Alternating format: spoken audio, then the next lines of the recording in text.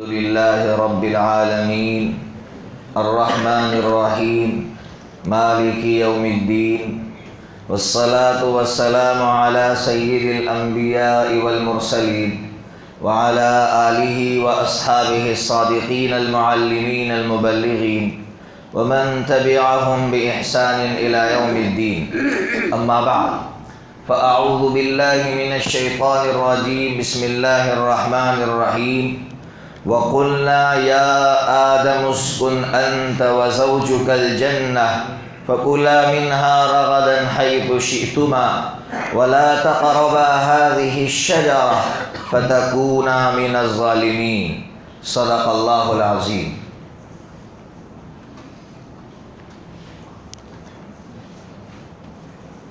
بات یہاں تک آئی تھی کہ اللہ تعالیٰ نے حضرت آدم علیہ السلام کو پیدا فرمایا. ایک بات یاد رکھیے کہ حضرت آدم علیہ السلام کی روح اللہ تعالیٰ نے جو ڈالی ہے وہ جمعہ کے دن عصر کے بعد ڈالی ہے. ترمذی شریف حوالہ دیتا ہوں. ترمذی شریف کے اندر ابواب الجمعہ، جمعہ کی جو بحث ہے اس کے تحت حدیث ہے. اس حدیث کے تحت یہ بات ملتی ہے کہ جمعہ کے دن حضرت آدم علیہ السلام کو پیدا فرمایا اور وہ عصر کے بعد کی گھڑی تھی. اسی لیے جمعہ کے دن عصر کے بعد دعا قبول ہوتی ہے. آپ ترمذی شریف اٹھائیں گے تو ترمذی شریف کے اندر دو صحابہ حضرت ابو ہریرہ اور حضرت عبداللہ ابن سلام رضی اللہ تعالیٰ عنہما، ان دونوں کا واقعہ ملتا ہے. ایک دوسرے سے سوال کر رہے ہیں کہ قبولیت کی گھڑی کون سی؟ تو عبداللہ ابن سلام رضی اللہ تعالیٰ عنہ فرما رہے ہیں عصر کے بعد کی. اس لیے میرے بھائیوں، جب اللہ نے انسان کو پیدا کرنے کے لیے عصر کے بعد، جمعہ کے دن عصر کے بعد کی گھڑی کا انتخاب فرمایا تو ہمیں بھی اس گھڑی کی قدر کرنا چاہیے. اپنا وقت فارغ کر کے اس گھڑی میں دعا ضرور کرنا چاہیے، اس لیے کہ دعا قبول ہوتی ہے. بھائی معمول بنائیے نا، معمول بنائیے. میں نے تو تجربہ کر کے دیکھا ہے کہ اللہ سے اس گھڑی میں جو بھی مانگا گیا ہے اللہ رب العزت نے دیا ہے. ہمارے مدرسوں میں اس کا بہت شدت سے اس کا اہتمام ہوتا ہے اور طلبہ اس کا معمول بناتے ہیں. پڑھنے کے زمانے سے آج تک عادت پڑ گئی ہے کہ جمعہ کے دن کوئی بھی کام ہو، سارے کام ایک طرف کر کے مغرب سے 10 منٹ پہلے دعا میں بیٹھ جائیے آپ، اللہ تعالیٰ دعا قبول فرمائیں گے. بات یہ کر رہا تھا کہ شیطان نے اللہ تعالیٰ سے یہ کہہ دیا کہ میں آدم کے سامنے سجدہ نہیں کر سکتا ہوں. اور کارن، ریزن کیا بتایا؟ کہا میں آگ سے بنا ہوا اور یہ مٹی سے بنا ہوا، میں بڑا یہ چھوٹا، میں اس کے سامنے جھک نہیں سکتا ہوں. میں آپ کو جو سمجھانا چاہتا ہوں وہ سمجھیے. جب انسان اپنے آپ کو بڑا سمجھنے لگتا ہے، متکبر بن جاتا ہے، تو اللہ کو بھی ظالم کہنے لگتا ہے. اللہ اکبر. آپ سوچئے، شیطان نے دبے لفظوں میں اللہ سے گویا یہ کہا کہ اللہ تو ظلم کر رہا ہے، یہ کہاں کا انصاف ہے کہ میں بڑا ہوں، بڑا سے جھکے، چھوٹے کو جھکنا چاہیے. اس لیے تکبر اتنی گھناؤنی چیز ہے کہ اللہ رب العزت کو ظالم کہہ رہا ہے. ایک دوسرا پوائنٹ سمجھیے، نوجوان بیٹھے ہوئے ہیں، یہ پوائنٹ آپ کو بہت کام آئے گا. جس نے ہمیں وجود دیا ہو، جیسے اللہ نے ہمیں وجود دیا، ماں باپ ہمارے وجود کا ذریعہ بنے، جس نے ہمیں وجود دیا اس سے کبھی بھی انصاف مت مانگنا. جس دن آپ نے اس سے انصاف مانگا آپ گمراہ ہو جائیں گے. جیسے آپ پوائنٹ سمجھے نا بھائی، اللہ نے ہمیں پیدا کیا، اب ہم اللہ سے یہ کہنے لگے اللہ تو میرے ساتھ انصاف نہیں کر رہا ہے، نعوذ باللہ، گمراہ ہو گیا ہو. اللہ سے تو کہہ رہا ہے کہ تو نے میرے ساتھ انصاف نہیں کیا، اللہ سے تو اس طرح کا مطالبہ کر رہا ہے، انصاف کا مطالبہ، گمراہ ہو گیا. اسی طرح ماں باپ جو ہمارے وجود کا ذریعہ بنے ہیں، اگر ہم نے اپنے ماں باپ کے بارے میں یہ کہہ دیا کہ ہمارے ماں باپ نے میرے ساتھ انصاف نہیں کیا ہے، اسی دن سے میں گمراہ ہو جاؤں گا. اس لیے کہ ماں باپ کا احسان ہے کہ میں اس دنیا میں آیا، اب پوری زندگی ان کے لیے محنت کرتا رہو تب بھی ان کے اس احسان کا بدلہ نہیں چکا سکتا، پھر کیسے میں انصاف کی باتیں کرنے لگا؟ یہ دوست ملا، وہ ملا، مفتی صاحب میرے باپ نے میرے ساتھ ظلم کیا ہے۔ ارے بھائی تو کس کے بارے میں بول رہا ہے؟ باپ کے بارے میں بول رہا ہے، باپ کے بارے میں شکایت کر رہا ہے کہ باپ نے ظلم کیا۔ اب تو لوگ ایسے پیدا ہو گئے ہیں، ماں کے بارے میں کہہ رہے میری ماں مجھ پر ظلم کر رہی ہے۔ ابھی میں نے یہاں ارنالہ میں ایک واقعہ سنایا ترکی کا، کہ ترکی میں بھی زلزلہ آیا تھا۔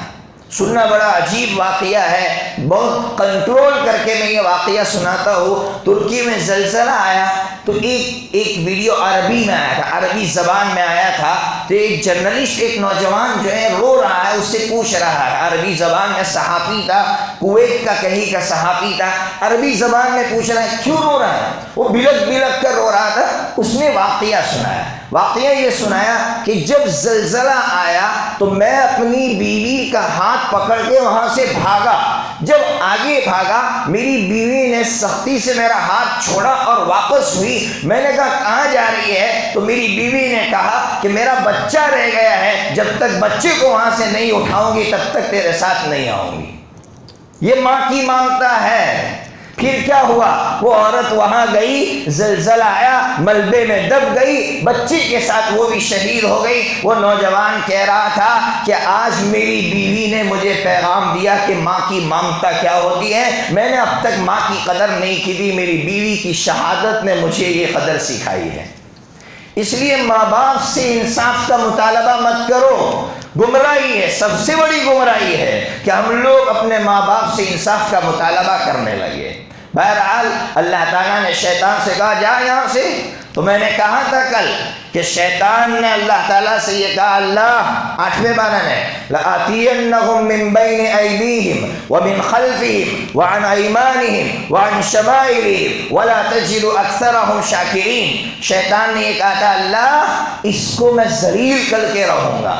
اور میں نے کہا کہ انسان کو کس طرح ذلیل کیا اس نے؟ انسان جو اللہ کے سامنے جھکنے کے لیے بنایا گیا تھا، ایک گائے کے سامنے جھکوایا۔ اس سے بڑی ذلت کیا ہے انسانیت کی؟ ایک درخت کے سامنے جھکوایا، اس سے بڑی ذلت کیا ہے؟ پھر میں نے آپ سے جو کہا تھا وہ سنانا چاہتا ہوں، کس طرح سے مورتی پوجا شروع ہوئی۔ آپ لوگوں کو سنایا ہے نہیں سنایا ہے؟ سنایا ہے نہیں سنایا؟ اب سنیے، 29ویں پارے میں ایک سورت ہے سورہ مدثر۔ حضرت ادریس علیہ السلام جب اس دنیا سے چلے گئے، 5 نیک لوگ تھے بڑے پیارے، اور روح المعانی تفسیر کی کتاب ہے، اس کے ریفرنس سے آپ تک بات پہنچا رہا ہوں۔ صاحب روح المعانی نے لکھا ہے 5 نیک لوگ تھے، جب وہ مر گئے، جب ان کا انتقال ہو گیا تو لوگ بڑے پریشان تھے، اس لیے کہ نیک لوگوں سے تعلق ہوتا ہے، ان کے پاس جاتے ہیں سکون ملتا ہے۔ جب یہ 5 نیک لوگ مر گئے، انتقال ہو گیا، بڑے مایوسی میں بیٹھے ہوئے تھے۔ شیطان ان کے پاس آیا انسانی شکل میں، کہا کیوں بھائی مایوس بیٹھے ہو؟ کہا یار وہ 5 نیک لوگ اس دنیا سے چلے گئے، ان کے پاس جاتے تھے سکون ملتا تھا، اب کیسے؟ ہاں ایک راستہ ہے۔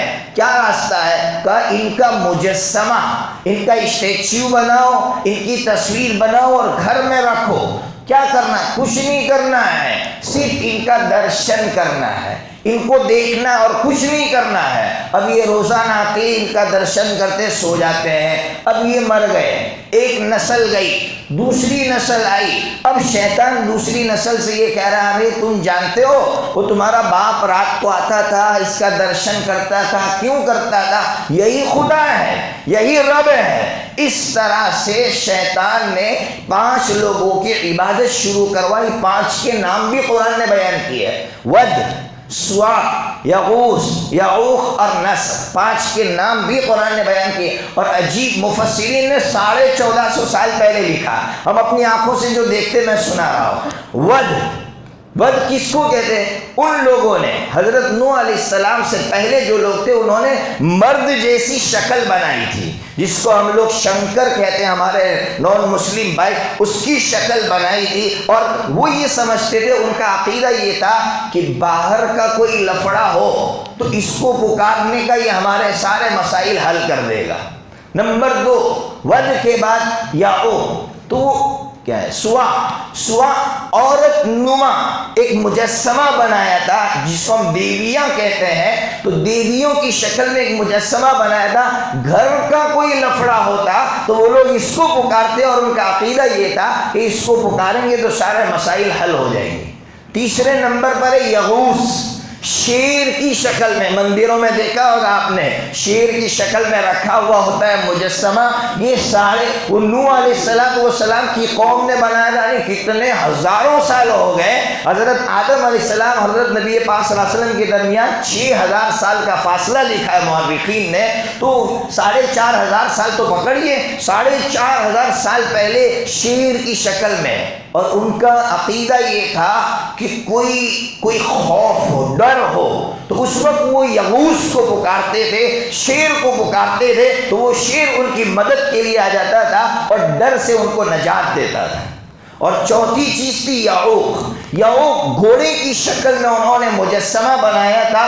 کوئی کام زمین میں تیز رفتاری سے کرنا ہو ان کو، مثال کے طور پر پیپر بنوانا ہے، اس زمانے ایسے ہی سمجھا رہا ہو، تو ان کو یہاں سے وہاں جانا ہے، تو وہ اس گھوڑے کو پکارتے تھے اور یہ سمجھتے تھے کہ ہمارا زمینی کام حل ہو جائے گا۔ اور 5ویں نمبر پر یعوق نسر، گدھ آتا ہے، گدھ، اس کو کیا بولتے ہیں؟ ایگل، اس کی شکل میں انہوں نے بنایا تھا، اور وہ یہ سمجھتے تھے کہ آسمانی تیزی کا کوئی کام ہو، ہوائی تیزی کا کام، تو اس کو پکارو، وہ اس کو پکارتے تھے، تو وہ یہ سمجھتے تھے کہ ہمارا کام ہو گیا۔ اس طرح سے شیطان نے دنیا کے اندر مورتی پوجا شروع کروائی۔ اب 2 باتیں آپ کو مجھ کو سمجھنی ہے۔ ایک بات تو یہ سمجھنی ہے کہ شیطان نے اللہ سے کب کہا تھا؟ جب حضرت آدم علیہ السلام کے سامنے سجدہ نہیں کیا تب نکال دیا تھا، کہا تھا میں گمراہ کروں گا۔ گمراہ کا جو منصوبہ بنایا تھا، نہ جانے کتنے سالوں کے بعد اپنے اس منصوبے میں وہ کامیاب ہو رہا ہے۔ ہمیں اور آپ کو سمجھنا یہ ہے کہ باطل اپنا منصوبہ بناتا ہے ہزاروں سال پہلے، اور ہزاروں سال کے بعد اپنے منصوبے میں کامیاب ہوتا ہے۔ اور ہمارا مسلمان ایک دن پہلے منصوبہ بناتا ہے، دوسرے دن رزلٹ نہیں ملا تو مایوس ہو کر بیٹھ جاتا ہے اور کہتا رزلٹ ہی نہیں ملا۔ وہ ہزاروں سال پہلے منصوبہ بنا رہا ہے، اس کو رزلٹ 1000 سال کے بعد ملا، پھر بھی کوئی مایوسی نہیں۔ اس لیے مسلمانوں خیر کا کام کرتے رہو، رزلٹ ملے یا نہ ملے، آگے واقعہ آئے گا وہاں سمجھاؤں گا، ابھی اتنا سمجھیے۔ دوسری بات، یہ جو مجسمے ہیں، تصویریں ہیں، یہ پرنٹڈ تصویریں ہیں، اسلام نے منع کر دیا کہ آپ اپنے گھروں میں نہیں لٹکا سکتے ہیں، اس لیے کہ یہ آپ کو پوجا تک لے جائے گا، عبادت تک لے جائے گا، اس لیے اسلام نے روک دیا۔ پکی قبر بنانے سے روک دیا، کیوں؟ یہ شرک تک لے جائے گا۔ تو اسلام نے شرک کے سارے دروازے بند کر دیے، صرف اس لیے کہ اگر یہ دروازے کھلے رہیں گے تو انسان شرک تک پہنچ جائے گا۔ اب آئیے، اللہ تعالیٰ نے حضرت آدم علیہ السلام سے کہا، اے آدم، تم کو ہم نے بنایا، اب جنت میں رہو۔ حضرت آدم علیہ السلام جنت میں ہیں، لیکن اکیلے پڑھ رہے ہیں، اکیلے بور ہو رہے تھے، تو اللہ تبارک و تعالیٰ نے ان کی کمپنی کے لیے ان کی اہلیہ محترمہ حضرت حوا رحمت اللہ علیہا کو پیدا فرمایا۔ اب یہ الگ بحث ہے کہ حضرت حوا کو کیسے پیدا فرمایا، کوئی کہہ رہا ہے بائی پسلی سے پیدا فرمایا، کوئی کہہ رہا ہے غلط بات ہے، حضرت آدم علیہ السلام کی جو مٹی بچی تھی اسی سے حضرت حوا کو بنایا ہے۔ اور میرے نزدیک صحیح بات وہی ہے جو دوسرے نمبر کی ہے، ایک تفسیر ہے، حوالہ دیتا ہوں، ریفرنس، نوجوان بیٹھے ہیں ان کے اندر یہ مزاج ہونا چاہیے۔ ابو عبداللہ محمد القرطبی 7ویں سینچری کے بہت بڑے مفسر گزرے۔ قرطبہ، غرناطہ، قرطبہ، اسپین میں آیا، اسپین میں پیدا ہوئے، انہوں نے تفسیر لکھی، بڑی عجیب تفسیر لکھی۔ ان کا بھی یہی کہنا ہے کہ حضرت حوا کو بائی پسلی سے پیدا نہیں کیا ہے، یہ بات مشہور ہو گئی ہے، سمجھا نہیں گیا ہے۔ اصل میں نبی پاک صلی اللہ علیہ وسلم یہ سمجھانا چاہتے ہیں کہ بائی پسلی جس طرح ٹیڑھی ہوتی ہے، اسی طرح عورت کے مزاج میں ٹیڑھا پن ہوتا ہے۔ اس کا یہ مطلب نہیں تھا کہ عورت بائی پسلی سے پیدا ہوئی ہے، اصل میں حضرت آدم علیہ السلام کی جو مٹی بچی ہوئی اسی سے حضرت حوا کو پیدا فرمایا۔ بہرحال حضرت حوا اور حضرت آدم دونوں جنت میں ہیں۔ اب اللہ نے کہا اسکن انت وزوجک الجنہ، اے آدم تم اور تمہاری بیوی جنت میں رہو، جہاں گھومنا چاہو گھوم سکتے ہو، لیکن اس درخت کے قریب مت ہونا۔ اب میں اور آپ قرآن کو سمجھیے، قرآن کیا کہہ رہا ہے؟ اسکن انت وزوجک، کیا مطلب؟ تو اور تیری بیوی۔ اس سے مفسرین نے ایک بات سمجھائی کہ اللہ یہ سمجھانا چاہتے ہیں کہ رہائش میں، رہنے میں، ریسیڈنسی جس کو کہتے ہیں، اس میں بیوی شوہر کے تابع ہیں۔ شوہر جہاں رکھنا چاہے وہاں بیوی کو رہنا پڑے گا۔ بیوی یہ نہیں کہہ سکتی کہ میں آپ کے تابع بن کر نہیں رہ سکتی، بیوی کو شوہر کے تابع بن کر جہاں شوہر رکھنا چاہے وہاں رہنا پڑے گا۔ اس لیے کہ قرآن نے کہا اسکن انت وزوجک، دونوں کو الگ الگ بیان کر کے قرآن نے اشارہ دیا ہے کہ بیوی شوہر کے تابع ہے، لیکن ساتھ میں یہ بھی کہا کہ شوہر باہر کمانے کے لیے جاتا ہے تو بیوی کو ساتھ لے جائے۔ یہ نہیں کہ شوہر باہر ہے اور بیوی یہاں ہے۔ 4 مہینے تک اسلام نے گنجائش دی ہے، میاں بیوی 4 مہینے تک دور رہ سکتے ہیں۔ اس لیے یاد رکھیے قرآن نے دوسرے بارے میں کہا للذین یؤلون من نسائہم تربص 4 اشہر۔ قرآن نے صاف لفظوں میں کہہ دیا کہ ایک جوان عورت 4 مہینہ صرف انتظار کر سکتی ہے اور اپنے سیکس کو کنٹرول کر سکتی ہے، 4 مہینے کے بعد گمراہی یقینی ہے، یقینی ہے، یقینی ہے۔ اس لیے جو لوگ کمانے کے لیے جاتے ہیں، سال گزر جاتے ہیں اور بیویوں سے تعلق نہیں ہوتا تو پھر فساد وجود میں آتا ہے۔ اس لیے قرآن نے کہا بیویوں کو ساتھ میں رکھو۔ پھر آگے کیا کہا؟ وَكُلَا مِنْهَا حَيْثُ شِئْتُمَا۔ قرآن کا انداز دیکھیے، قرآن کہہ رہا ہے دونوں کھاؤ، یہاں دونوں کو الگ الگ نہیں رکھا، الگ الگ نہ رکھ کے یہ بتایا کھانے کے معاملے میں بیوی شوہر کے تابع نہیں ہے۔ کیا مطلب؟ بھائی شوہر کو شوگر ہے، اب ڈاکٹر صاحب نے کہا میٹھا نہیں کھا سکتے ہو، شوہر کہ نہیں ہمارے تابع رہنا پڑے گا، تمہیں بھی پھیکی چائے پینی پڑے گی، یہ نہیں چلے۔ یہاں بیوی شوہر کے تابع نہیں ہے، یہاں تو بیوی مستقل ہے۔ اگر آپ کو شوگر ہے تو بیوی آپ کے تابع نہیں ہو سکتی۔ بہرحال دونوں سے کہا کہ جاؤ گھومو پھرو، جہاں جنت میں گھومنا چاہو جا سکتے ہو، اس درخت کے قریب مت ہونا۔ حضرت آدم علیہ السلام اپنی بیوی ایک بات درمیان میں سنا دو، بہت سی مرتبہ اس کرسی پر بیٹھ کر کچھ لوگ ایک واقعہ سناتے ہیں۔ کیا سناتے ہیں سنیے گا کہ جب حضرت آدم علیہ السلام حضرت حوا سے ملنے لگے تو اللہ نے کہا رک جاؤ، پہلے مہر ادا کرو، مہر ادا کرو۔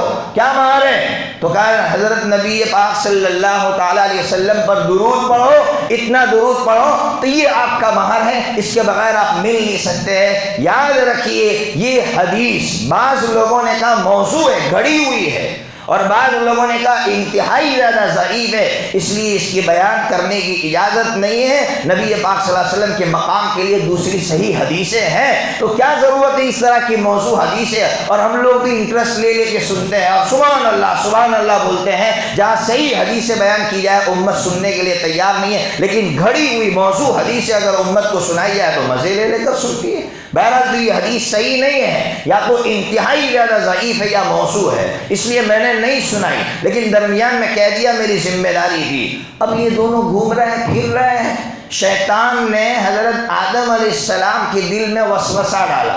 کیا وسوسہ ڈالا؟ کہ آدم اللہ نے تجھے صرف اس لیے روکا ہے کہ اگر تو اس درخت کا پھل کھا لے گا تو ہمیشہ ہمیشہ رہے گا، اس لیے اللہ نے روکا، باقی اور کوئی وجہ نہیں ہے۔ حضرت آدم علیہ السلام اللہ کی محبت میں آ کر وہ پھل کھا رہے ہیں، اللہ کی محبت میں آ کر ان کے دماغ میں یہ تھا کہ اللہ یہ کھا لوں گا تو ہمیشہ ہمیشہ آپ کا ساتھ نصیب ہوگا، اس لیے وہ پھل کھا لیا۔ اب اللہ تبارک و تعالیٰ کی طرف سے پکڑ آئی، جیسی پھل کھایا ہے، لکھا ہے قرآن مجید کہہ رہا ہے کہ جیسی پھل کھایا ان کا لباس اتر گیا، ان کا لباس اتر گیا، برہنہ ہو گئے، ننگے ہو گئے۔ تو پھر کیا ہوا؟ تو قرآن کہہ رہا ہے وَطَفِقَا يَخْصِفَانِ عَلَيْهِمَا، وہ فوراً پتے جو تھے جنت کے وہ پتے اپنے اوپر ڈالنے لگے اور اپنا سطر چھپانے لگے۔ اس سے ایک بات سمجھ میں آئی، کیا سمجھ میں آئی؟ انسان کے اندر اصل حیا ہے، شرم ہے، ننگا ہونا یہ اصل نہیں ہے۔ جیسے آج کا یہ ماڈرن زمانہ، یہ مغرب کہہ رہا ہے نا کہ یہ کیا ہے، یہ لباس، یہ سطر کو ڈھانکنا یہ انسان کا نیچر ہے، اور ننگا رہنا یہ نیچر کے خلاف ہے۔ اس لیے آپ مغرب سے بات کریں تو ان کو سمجھائیں کیا نیچر ہے اور کیا نیچر نہیں ہے۔ بہرحال تو پتوں سے اپنے جسم کو چھپانے لگے۔ فوراً اللہ تعالیٰ نے کہا آدم کیا بات ہے، ہم نے تو روکا تھا تمہیں، تم نے درخت کھا لیا، پھل کھا لیا۔ اب سنیے، حضرت آدم علیہ السلام نے شیطان کی طرح یہ نہیں کہا نہیں میں بڑا، فوراً کہا اللہ غلطی ہو گئی، اللہ معاف فرما دیجئے، فوراً کہا اللہ غلطی ہوئی، معاف فرما دیجئے۔ ہمیں یہ پیغام دیا ہے اللہ تعالیٰ نے اس آیت کے اندر کہ تمہاری بڑائی اور تمہاری شان ہی اسی میں ہے کہ تم سے اگر کوئی غلطی ہو جائے تو اکڑنے کے بجائے فوراً معافی مانگ لو، فوراً اللہ سے معافی مانگ لو۔ حضرت آدم علیہ السلام اکڑے نہیں، فوراً معافی مانگ لی۔ بچے یہاں بیٹھے ہوئے، نوجوان بیٹھے ہوئے، ہمارے پاس بچے بھی پڑھتے ہیں مدرسے کے، اس لیے ہم کو سب معلوم ہے۔ بچے سے کوئی غلطی ہوتی ہے نا تو آج کل کے بچے فوراً کیا کہتے ہیں، کیا غلطی کی میں نے، پہلے بتاؤ پھر معافی مانگوں گا، ایسا ہی بولتے ہیں نا بھائی، پہلے غلطی بتاؤ نا ہم نے کیا غلطی کی۔ اللہ اکبر۔ بخاری شریف کے اندر ایک واقعہ لکھا ہے، حضرت ماں عائشہ رضی اللہ تعالیٰ عنہ کا پیارا واقعہ ہے کہ حضرت نبی پاک صلی اللہ علیہ وسلم جب گھر میں داخل ہوئے تو آپ کا چہرہ بگڑ گیا، یعنی غصے کے آثار نظر آئے۔ تو حضرت عائشہ صدیقہ رضی اللہ تعالیٰ عنہ سمجھ گئی کوئی غلط کام ہوا ہے مجھ سے، کوئی غلطی ہوئی ہے۔ جیسے ہی حضور باہر چلے گئے حضرت ماں عائشہ دوڑی اور کہا اللہ کے رسول معاف کر دیجئے۔ پہلا جملہ کیا کہا؟ معاف کر دیجئے۔ پہلے معافی مانگی، پھر کہا حضور کیا غلطی ہوئی ہے بتائیے تاکہ میں اصلاح کروں۔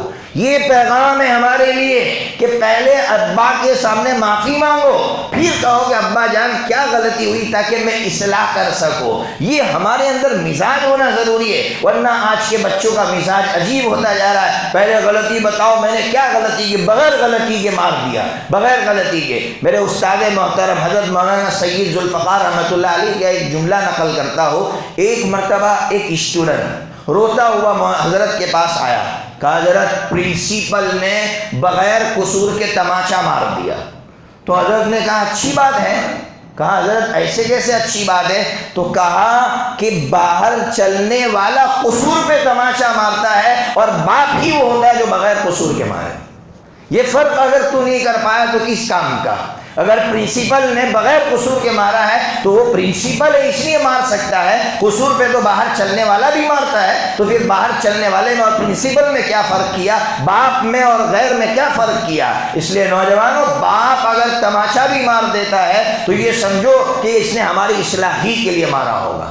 بہرحال جب حضرت آدم علیہ السلام نے معافی مانگ لی تب بھی اللہ تعالیٰ نے سخت لفظوں میں حضرت آدم علیہ السلام کو ڈانٹا۔ کیا کہا؟ وَعَصَىٰ آدَمُ رَبَّهُ فَغَوَىٰ، آدم تم نے بڑی نافرمانی کی۔ اللہ اکبر۔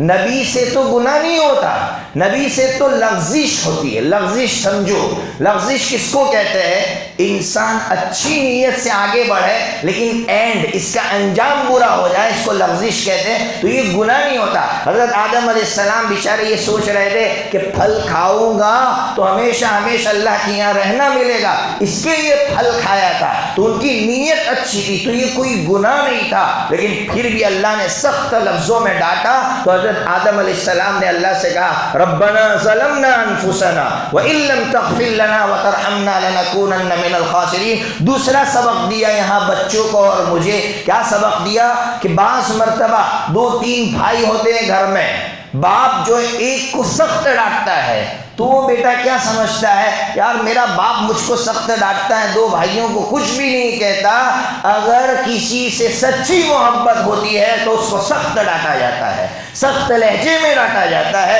حضرت آدم علیہ السلام سے اللہ تعالیٰ کو محبت تھی، اسی لیے سخت لہجے میں ڈانٹا ہے۔ اس لیے سمجھو، یہ مت سمجھو کہ باپ سخت لہجے میں ڈانٹ رہا ہے، باپ اسی لیے سخت لہجے میں ڈانٹتا ہے کہ باپ کو آپ سے زیادہ محبت ہے۔ اسی لیے آپ نے دیکھا ہوگا بزرگوں کی یہاں اصلاح کے لیے سخت ڈانٹا جاتا تھا، صرف اس لیے ڈانٹا جاتا تھا کہ وہ دیکھتے تھے کہ یہ رہتا ہے کہ نہیں، کہ بھاگ جاتا ہے، اگر سچا ہوگا تو رہے گا ورنہ بھاگ جائے گا۔ بہرحال حضرت آدم علیہ السلام نے اللہ تعالیٰ سے معافی مانگی، اللہ نے کہا نہیں اب جاؤ، اب دنیا میں تمہیں جانا ہے، اب دنیا میں جب جاؤ گے شیطان کو بھی تمہارے ساتھ بھیجوں گا، اور شیطان کی جو بات مانے گا اس کو اٹھا کر جہنم میں ڈال دوں گا، اور جو میری بات مانے گا اس کو اٹھا کر میں جنت میں ڈال دوں گا۔ اس طرح حضرت آدم اور حوا دونوں کے دونوں، حضرت آدم علیہ السلام سری لنکا میں اترے، میں نے کل بھی بتایا تھا، آج بھی وہاں ایڈم ہل موجود ہے جہاں حضرت آدم علیہ السلام کا قدم ہے، اور حضرت حوا کو جدہ میں اتارا گیا، دونوں کو اللہ تعالیٰ نے زمین پر اتارا، پھر دونوں کی کس طرح ملاقات ہوئی اسرائیلی روایتیں ہیں۔ قرآن ہمیں یہ پیغام دیتا ہے کہ اللہ تعالیٰ نے اس دھرتی پہ ہمیں اس لیے بھیجا ہے کہ ہمارا اصل وطن جنت ہے۔ اللہ نے حضرت آدم علیہ السلام کو جنت میں رکھا تھا، پھر دنیا میں بھیجا اس لیے تاکہ ہم اپنے اصل وطن تک پہنچ سکے، اور اصل وطن تک پہنچنے کے لیے ایک ہی راستہ ہے، اللہ کی مرضیات پر چلنا ہے اور اللہ کی نامرضیات سے بچنا ہے۔ اب سنیے گا، مختصر سے لفظوں میں سناؤ۔ میں نے کہا تھا آپ کو کہ اصل جو تفسیر ہے اب شروع ہوگی، اب شروع ہوگی، یہ تو مقدمہ کا یوں سمجھو۔ اب یہودیوں کا تذکرہ قرآن کرے گا۔ آپ کے دماغ میں ایک سوال ہوگا کہ یار حضرت آدم علیہ السلام کے بعد دوسرے نبی کون آیا بھائی؟ حضرت بولو شیس، پھر کون آیا؟ حضرت ادریس۔ چلو دونوں کو چھوڑو، حضرت نوح علیہ السلام جو رسول تھے وہ آئے مورتی پوجا کو مٹانے کے لیے۔ تو میرے اور آپ کے دماغ میں سوال ہوگا کہ قرآن نے پاؤ پارے کے بعد یہودیوں کا ذکر کیا، حضرت نوح علیہ السلام کا ذکر نہیں کیا، کیا وجہ ہے؟ اس کی سب سے بڑی وجہ میں آپ کو سمجھانا چاہتا ہوں، اور وہ وجہ سمجھ میں آ گئی اگر آج کے مسلمانوں کو، تو مسلمان کامیاب ہوں گے۔ کیا وجہ ہے؟ اللہ تعالیٰ یہ کہنا چاہتے ہیں کہ اس دھرتی پر سب سے زیادہ رہنے کا موقع میں نے یہودیوں کو دیا۔ اللہ نے حضرت یعقوب علیہ السلام کی اولاد ہے، یہ حضرت یعقوب علیہ السلام کی اولاد ہے۔ حضرت یعقوب کو اسرائیل، ان کا دوسرا نام تھا اسرائیل، تو ان کے بیٹوں کو بنو اسرائیل کہا جاتا ہے۔ حضرت یعقوب علیہ السلام سے لے کر حضرت عیسیٰ علیہ السلام تک آپ سوچئے کتنا زمانہ ملا۔ سب سے زیادہ اس دھرتی پر رہنے والی قوم یہ تھی، لیکن سب سے زیادہ بڑی بیماری اگر کسی قوم میں رہی تو یہودیوں میں رہی۔ اللہ نے پاؤ پارے کے بعد ان کا ذکر اس لیے کیا کہ اے مسلمانوں سنو، جو بیماریاں ان میں تھی اگر وہ بیماریاں تم میں آ گئی، تو میں نے کہا تھا 80 لاکھ، صرف 80 لاکھ یہودی ہے اس وقت اس دھرتی پر، اس وقت 80 لاکھ یہودی ہے، اور سارے انسان تو میں نے کہا 7.5 ارب ہیں، اور 2.25 ارب صرف مسلمان 2.25 ارب ہے۔ 80 لاکھ یہودیوں کو تمہارے اوپر مسلط کر دوں گا، وہ تمہیں نچائیں گے، ان کے ہاتھوں میں نکیل ہوں گی، جہاں لے جانا چاہیں گے تمہیں لے جائیں گے۔ آج بینک کا پورا سسٹم ان کے ہاتھ میں ہے، کیپٹل سسٹم پورا ان کے ہاتھ میں ہے، کوئی سسٹم آپ اٹھائیے، اور صرف ان کے ہاتھ میں اس لیے ہے کہ اللہ یہ کہنا چاہتا ہے کہ جو بیماریاں ان میں تھی وہ تم میں آ چکی ہے۔ یہ بیماریاں جب تمہارے اندر سے نکلے گی تو یہ 80 لاکھ کچھ بھی نہیں کر پائیں گے، دجال کے پیچھے بھاگیں گے، لیکن دجال بھی ان کو نہیں بچا پائے گا۔ ایک بات یاد رکھنا، نوجوان سوال کرتے ہیں کہ مسلم شریف کے اندر حدیث ہے کہ حضرت عیسیٰ علیہ السلام دجال کو تلوار سے قتل کریں گے، اور جب لوگ نہیں مانیں گے کہ دجال قتل ہوا، اس لیے کہ دجال اتنا ڈینجر ہوگا، لوگ یقین نہیں کریں گے، تو حضرت عیسیٰ علیہ السلام تلوار دکھائیں گے، تلوار پہ خون لگا ہوا ہوگا دجال کا، تب جا کر یقین کریں گے۔ تو دو باتیں سمجھ میں آ گئی۔ ایک بات تو یہ جو شکیلی لوگ ہیں وہ کہتے ہیں کہ دجال کوئی انسان نہیں ہے، امریکہ اور فرانس ہی کا نام دجال ہے، تو وہی سب سے بڑا دجال ہے۔ وہ شکیل ہی سب سے بڑا دجال ہے، تو وہ دجال نہیں، وہ کہہ رہے امریکہ اور فرانس۔ یہ حدیث سے پتہ چل رہا ہے کہ اس کو قتل کریں گے تو خون لگے گا۔ تو نوجوانوں کا سوال یہ ہے کہ ٹیکنیکل دنیا کے اندر عیسیٰ علیہ السلام کو مارنے کے لیے تلوار کی ضرورت پڑے گی؟ تلوار کی؟ بھائی سوال تو برابر کہہ رہا ہے، بھائی نوجوان سوال تو برابر کر رہا ہے، اس کا جواب سنیے۔ ساری ٹیکنالوجی دجال اپنے کنٹرول میں کر لے گا، سب نہتے ہو جائیں گے، نہتے کر دے گا سب کو۔ روٹی کے لیے نہتے، پانی کے لیے نہتے، نہ پانی ہمارے کنٹرول میں ہوگا نہ روٹی ہمارے کنٹرول میں ہوگی، ایسا نہتا کر دے گا۔ اس لیے اللہ تعالیٰ حضرت عیسیٰ علیہ السلام کو تلوار دیں گے کہ اس کو بتا کہ تو ساری ٹیکنالوجی اپنے کنٹرول میں کرنے کے بعد بھی اللہ کی پکڑ سے نہیں بچ سکتا ہے۔ اس لیے حضرت عیسیٰ علیہ السلام اس کو تلوار سے قتل کریں گے، ورنہ لوگ کہیں گے یار آج کے زمانے میں تو اس کو مارنے کے لیے بہت سارے آلات تھے۔ تو یہ ہمیں پیغام دیا ہے اللہ نے کہ اگر تم چاہتے ہو کہ یہ دجال تم پر مسلط نہ ہو اور یہ یہودی تم پر مسلط نہ ہو تو ان میں جتنی بیماری ہے ایک بھی بیماری اپنے اندر پیدا مت کرو۔ اب کون سی بیماریاں ہیں وہ کل میں تفصیل سے انشاءاللہ ایک ایک کر کے بیان کروں گا۔ اس لیے نوجوانوں آؤ خود بھی قرآن کو سمجھو، دوسرے بھائیوں کو بھی لاؤ تاکہ ہمیں پتہ چلے کہ ہم کن بیماریوں میں مبتلا ہے اور ان میں کیا کیا بیماریاں تھی۔ اب ایک مسئلہ جو ہمارے معززین صاحب نے بھی پوچھا اور ایک دو بھائیوں نے بھی مسئلے پوچھے، وہ مسئلہ پہلے سنا دو۔ پہلے روزے کا مسئلہ سن لو جو بہت اہم۔ خون ٹیسٹ کروانا ہے تو خون نکلواتے ہیں، تو خون روزے کی حالت میں نکلوا سکتے ہیں، اس سے کوئی فرق نہیں پڑے گا۔ تھوڑا سا تو خون نکالنا ہے، بالٹی بھر کے تھوڑی نکالنا ہے، اس سے کوئی فرق پڑنے والا نہیں ہے، روزہ نہیں ٹوٹے گا۔ اسی طرح بخار ہو گیا، انجیکشن لگانے کی ضرورت پڑ رہی ہے تو روزے کی حالت میں انجیکشن بھی لگوا سکتے ہیں، اس سے بھی روزہ نہیں ٹوٹے گا۔ نوجوان بڑا عجیب ہے، سوال کرتے ہیں کہ ایسا کیسے گولی کھاؤ تو روزہ نہیں ٹوٹتا اور انجیکشن مارو تو روزہ ٹوٹ جاتا ہے۔ ان کو سمجھاتا ہوں میں ہمیشہ کہ بھئی پانی جب بہت گرمی لگتی ہے رومال بھگو کر سر پہ رکھتا ہے، پانی اندر جا رہا ہے کہ نہیں جا رہا ہے؟ ارے بولو نا بھائی، جا رہا ہے بھائی، تو روزہ ٹوٹتا ہے؟ نہیں ٹوٹتا نا، نہیں ٹوٹتا ہے اس سے روزہ۔ کیوں بھائی؟ اس لیے کہ اسلام نے قاعدہ بنایا ہے۔ کیا قاعدہ بنایا ہے؟ یہ سوراخ، ناک کا سوراخ اور پاخانہ کا سوراخ، 3 سوراخ سے اگر کوئی چیز اندر جائے گی تو روزہ ٹوٹے گا ورنہ نہیں ٹوٹے گا۔ یہ آپ اپنے دماغ میں بٹھا لیجیے، اب آپ کو ہمیشہ یاد رہے گا کہ یہ سوراخ، ناک کا سوراخ اور پاخانہ کا سوراخ، ان تینوں راستے سے اگر کوئی چیز جاتی ہے تو روزہ ٹوٹتا ہے ورنہ روزہ نہیں ٹوٹتا۔ کان کے بارے میں چونکہ ڈاؤٹ ہے کہ یہ سوراخ ہے یا نہیں، آج کے ڈاکٹر ابھی تک تحقیق ہی کر رہے ہیں کہ ہے کہ نہیں، اس لیے مسئلہ بھی بیچ میں لٹکا ہوا ہے۔ جس دن تحقیق ہو جائے گی کہ یہ بھی ایک سوراخ ہے کہ سیدھا دماغ تک پہنچتا ہے یا پیٹ تک پہنچتا ہے تو اس وقت بھی مسئلہ آ جائے گا کہ اس میں بھی اگر آپ پانی ڈالیں گے تو روزہ ٹوٹ جائے گا۔ دوا کے بارے میں تو مسئلہ ہے ہی، کان میں دوا ڈالیں گے تو روزہ ٹوٹ جائے گا، لیکن پانی جائے گا تو روزہ نہیں ٹوٹتا، اس لیے کہ ڈاؤٹ ہے ابھی کہ وہ سوراخ ہے کہ نہیں ہے۔ تو ایک مسئلہ یہ ہو گیا۔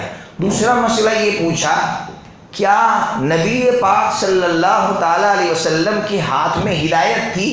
اللہ کے رسول چاہتے کسی کو ہدایت دینا تو دے سکتے ہیں۔ یاد رکھیے قرآن میں کئی جگہوں پر 2 آیتیں پیش کرتا ہوں۔ ایک آیت تیسرے پارے میں ہے، قرآن کہہ رہا ہے لیس علیک ھداھم ولکن اللہ یہدی من یشاء۔ اللہ نے صاف کہہ دیا اے میرے پیارے تو کسی کو منزل تک نہیں پہنچ سکتا، یعنی تو کسی کو ایمان نہیں دے سکتا ہے، راستہ دکھا سکتا ہے لیکن ایمان دے سکتا نہیں ہے۔ اسی طرح 21ویں پارے میں ہے، اللہ تعالیٰ فرماتے ہیں انک لا تہدی من احببت ولیکن اللہ یہدی من یشاء، تو جسے چاہے ایمان دے سکتا نہیں ہے۔ اور سب سے بڑی دلیل دیتا ہو، حضرت ابو طالب حضور کے چچا، مسلم شریف کے اندر حدیث ہے فی ضحضاح من نار، حدیث میں ہے کہ اللہ کا عذاب ہو رہا ہے اور یہ جو ہماری ایڈیا ہے، ایڈیوں کی یہاں تک آگ ہے اور اس آگ سے ان کو عذاب ہو رہا ہے جس کا اثر ان کی کھوپڑی تک ہوتا ہے۔ اس سے سمجھ میں آ رہا ہے کہ وہ بھی بغیر ایمان کے گئے،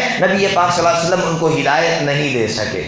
ایک تیسرا مسئلہ جو کل پوچھا تھا، نماز پڑھتے ہیں بہت سے معذورین ہوتے ہیں، اب معذورین بیچارے کھڑے نہیں ہو پاتے ہیں تو ان کا کہنا ہے کھڑا ہونا ضروری ہے، فرض نماز ہو یا نفل نماز ہو۔ تو اس میں صاف مسئلہ یہ ہے جتنی ہمت ہے تب تک کھڑے رہو، جب تک ہمت ہے تب تک کھڑے رہو، اگر ہمت جواب دے جاتی ہے تو بیٹھ جاؤ، اور اگر شروع سے ہمت نہیں ہے تو بیٹھ کر بھی پڑھ سکتے ہیں۔ اس کے لیے کھڑا ہونا ضروری نہیں ہے، آپ کے اندر جتنی ہمت ہو اتنی دیر تک آپ کھڑے رہیے۔ اللہ تبارک و تعالی مسائل سمجھنے کی توفیق عطا فرمائے۔ وآخر دعوانا الحمدللہ۔